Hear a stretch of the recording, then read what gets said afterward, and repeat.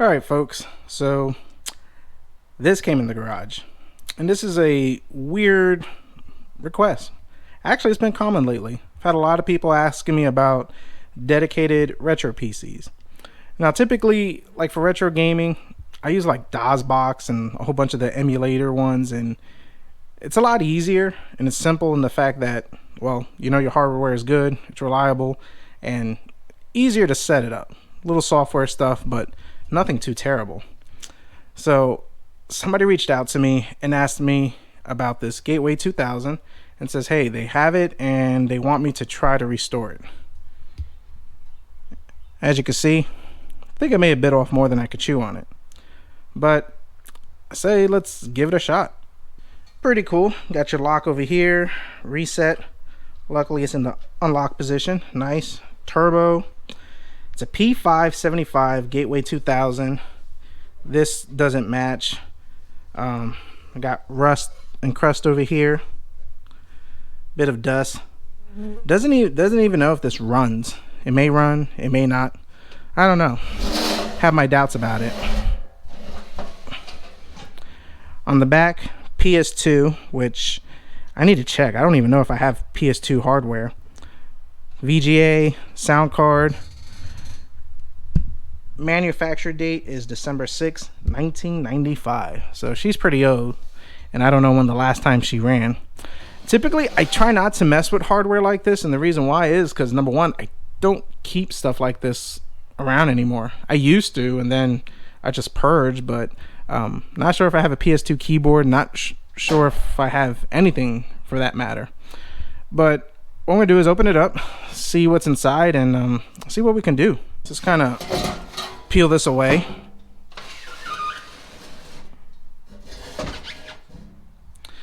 We got our ISO slots, our sound card, a bunch of corrosion going on over here. Yeah, this might not be savable. IDE cable. We don't have a hard drive. We don't have a floppy. Don't know if we could trust this power supply, so we'll have to open that up. Customer is willing to invest some money into it, so we'll definitely be hitting the eBay for these old, hard to find ones. Cool thing about this motherboard is it just has a typical CR2032 battery, so we don't have to worry about that. Also the date code 1995 right over here. As far as our CPU, it's probably the P575, hopefully. Maybe we'll take a look at that. So I think what I want to do first is blow this stuff out. We'll start there, take out the power supply, open it up, and see if we have any blown capacitors, leaky capacitors, or anything in there. And we'll inspect each component.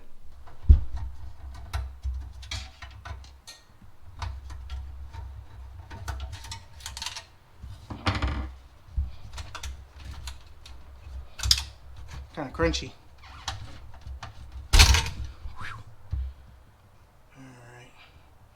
My sound card is just dirty. I don't see corrosion on it, so that's a good thing. This might be savable, usable. Sound card is Diamond Technology DT0399. I don't remember much about this old hardware, if I'm honest with you. I remember Voodoo and Creative, and that's about it.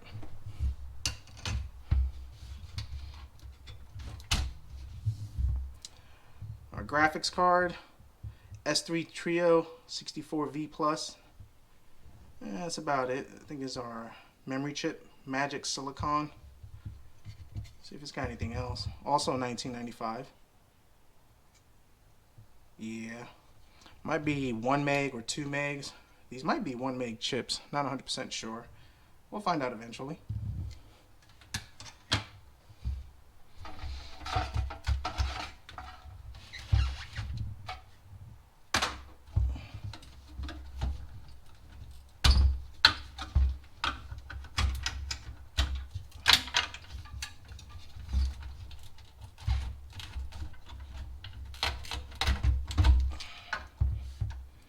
Don't see corrosion on these connectors, so that's a good thing.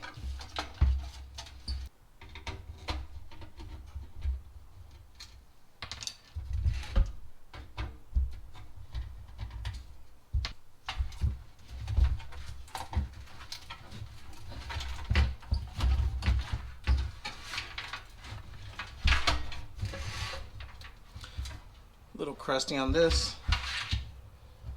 A little corrosion right over there, so I'm definitely gonna be opening this up.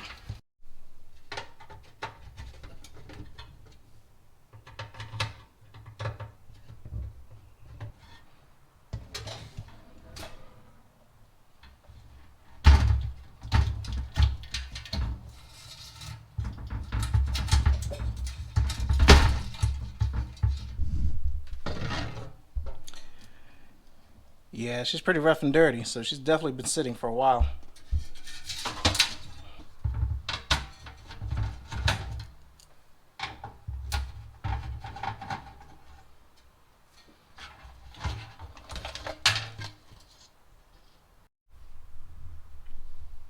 It's a lot of dust. Guess it's to be expected. It's probably was stored in some type of humid environment, maybe an attic or a basement. That's typically where I see this type of dust and corrosion on it, just from the extreme temperature changes. The motherboard actually doesn't look too bad.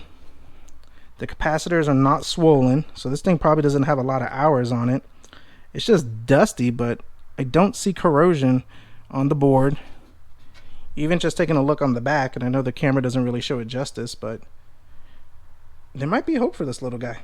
I don't have an extra one of these power supplies, and typically you can use an ATX power supply. They actually sell an adapter that you can retrofit for it. But I want to see if this one works. I mean, what I'm seeing from the motherboard, the capacitors look good, so maybe this is still pretty decent. So let's open this up. Now, I have not fired this computer up. This computer hasn't been fired in years, and even the guy who dropped it off, hoping that I could make him a dedicated retro build out of it, he never fired it up. He just got it as is, and I've actually had this in the garage for about 2 weeks. So what I'm saying is it's safe to open this up. Now, if you just fired it up, you have to give it some time to discharge. Safety first. I don't ever recommend opening up a power supply unless, you know, conditions are met and you're playing it safe.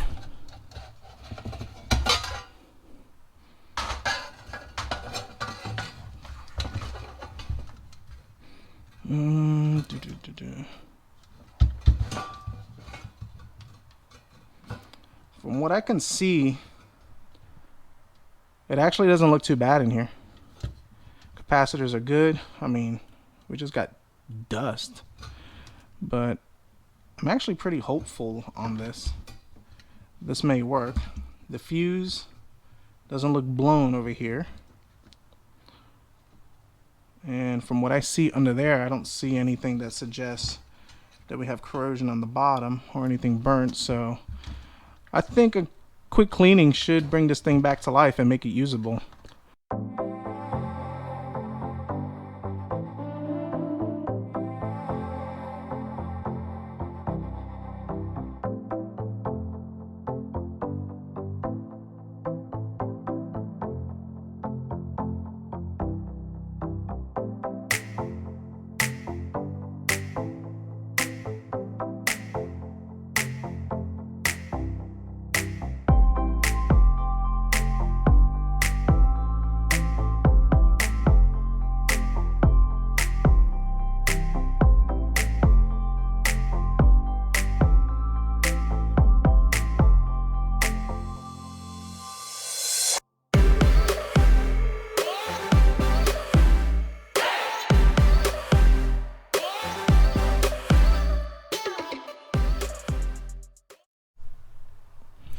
All right, just put back together, just kind of loosely, just so we can kind of turn this on and test it. Got myself a keyboard and a spare one, just in case that one decides to fail over here. So video card, sound card, which it doesn't matter because we don't have a hard drive. Wish I had a hard drive or a CD-ROM drive, but that's fine. So let's go ahead. Let's make sure this is good. This is good. Let's power up. Cross my fingers that this don't blow up. All right, fans kicking on. Hey, look at that. It's actually working. 32 megs of memory. Nice. 32 megs of memory, and I'm saying nice. It just doesn't seem right saying that. But anyways, let's enter into the BIOS and see what the whole BIOS thing looks like and does.